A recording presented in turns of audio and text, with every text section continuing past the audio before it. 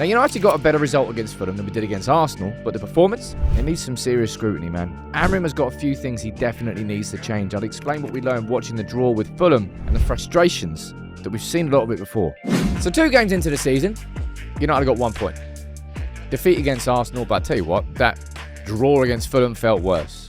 Any sort of positives are now been sort of overridden by questions about the midfield, about Mainoo, about Bruno. I'm going to run through everything in this video, as I always do. I'm going to be here after every win. I'm going to be here after every single defeat.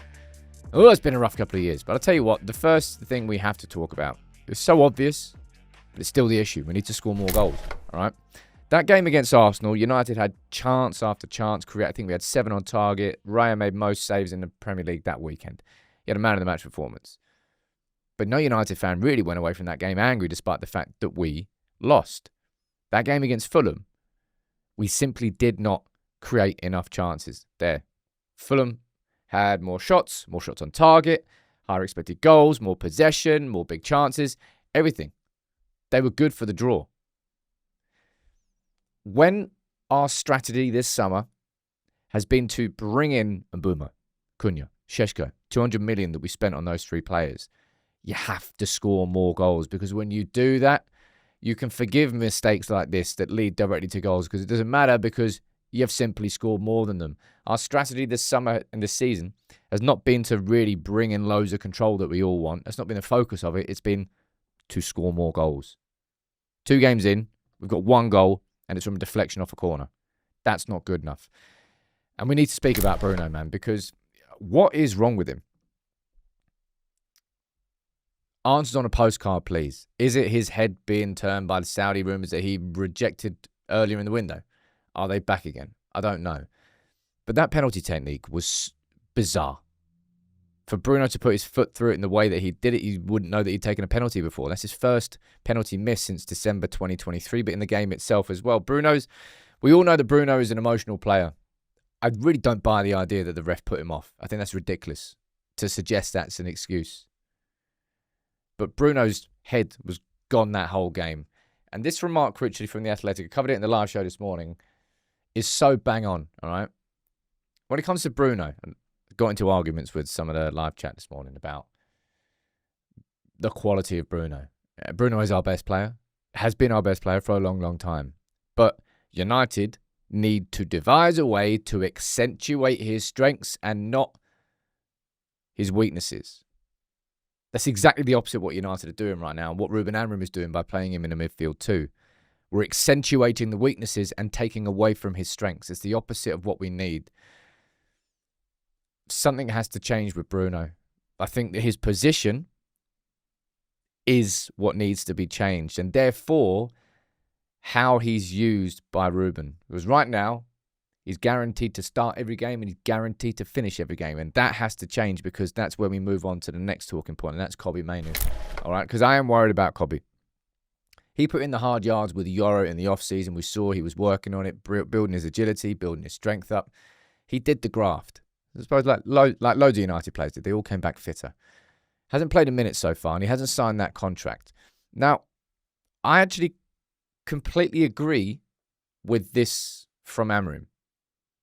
Bruno and Kobbie are fighting for the same spot. I see Kobbie as Bruno's successor in that number 8 role.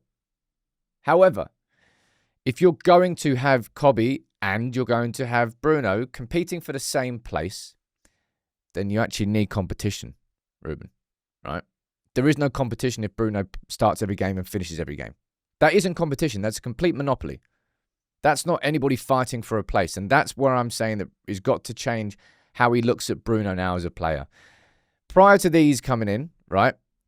No, prior to these 3 coming in, United needed Bruno at any opportunity really to do something. Please, Bruno, pull something out.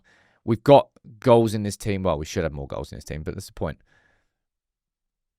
Bruno doesn't need to play every single game for 90 minutes. And I think that's how Ruben's got to do and switch in terms of his management. Because if he doesn't, then he's going to lose Kobbie. And I think Bruno is going to go down the wrong path. That's what I think on that. I actually think the competition is a good thing, but for it to actually be competition, Well, you have to take Bruno off sometimes. You have to replace Bruno sometimes. And I'm not just talking about Grimsby. Number 4 on my list, geez. Bayindir, man. Legitimately gives me the cold sweats when I'm watching. Not just last week against Arsenal. The same against Fulham. Didn't directly lead to a goal, but it absolutely should have.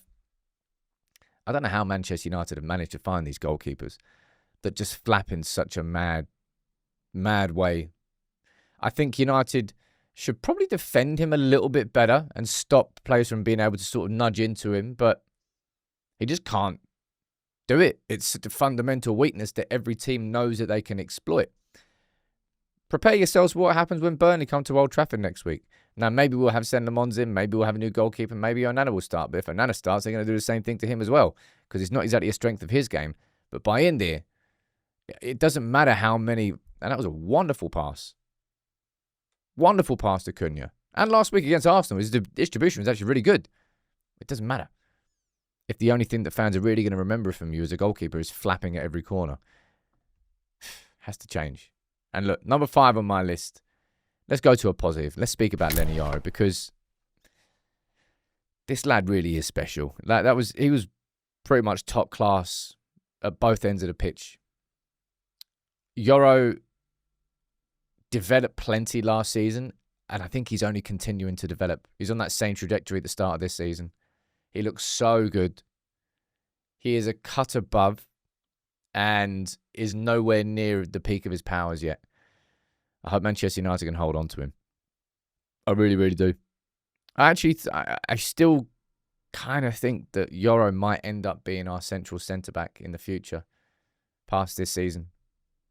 I could see it happening, and then us spending money on a new right-sided centre-back, Yoro in the middle, and then Heaven, Martinez or Shaw on the left-hand side for this season. No, thank you very much, Luke Shaw. But look, Amorim's got to, I think, change how he looks and views Bruno as a player. He is an indispensable player in this team. I'm not going to just drop Bruno out of it because he's had a bad game. But also, Bruno can't be seen as somebody who, doesn't matter what's happening in midfield, Bruno stays on. Bruno started with Casemiro, then played with Mount, and ended the game with Ugarte. Bruno across the 3. If there is going to be competition between the players, and I think that's healthy, then there has to be competition. You have to approach Bruno in the same way you approach other players, and that means sometimes you take him off Ruben. Just my thoughts on it. It was a pretty awful game with lots of the same problems that we saw last season, and I think some tweaks that Ruben himself needs to make.